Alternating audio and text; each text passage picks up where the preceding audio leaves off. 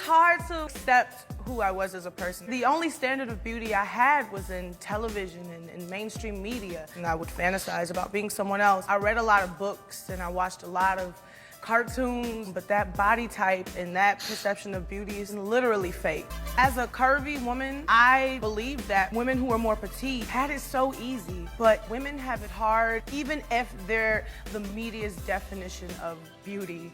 I learned that celebrating our differences instead of fighting about them is the key to change and growth. Eight, like a fix, like an actual whole 8 module, so to speak, not just a wing, brings this sense of I am the master of this chessboard.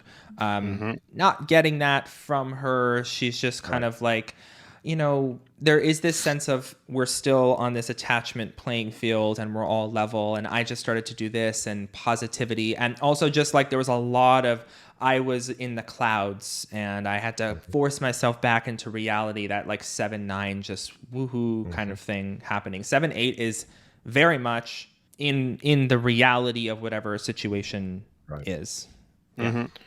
Yeah, no, that history she was describing was very much, she was talking a lot of attachment soup and sort of not being able to find herself almost, which is, you know, if she's core 7 wing 8, there'd have to be double attachment for there to be that much of that soupy.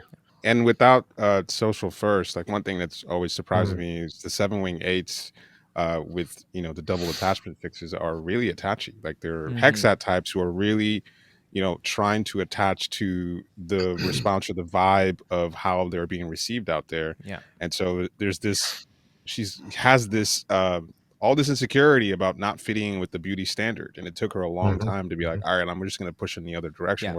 Whereas I imagine an 8 fixed 7 wing 8 would just try to find what leverage they could how they could take advantage of it. They're not going to be so swirled into the attachment of what is expected. They're just going to find a way to, you know, make it happen. Leverage it. Yes.